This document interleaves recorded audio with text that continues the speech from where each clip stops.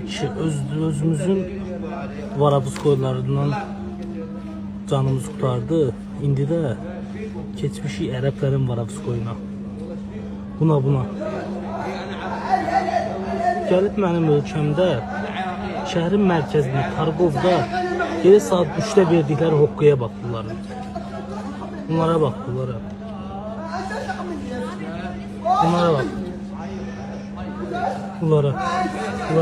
Şşş! Ay imkan ver yataq da. Nədir? Git! Apar onları. Şimdi polisi çağıracağım bura. Yatmayak biz. Reddele o tərəfədə.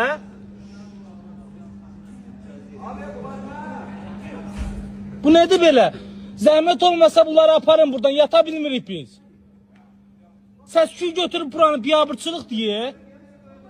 Polis əməkdaşları gəldi, məsələyə müdaxilə edirlər. Çox sağ olsunlar.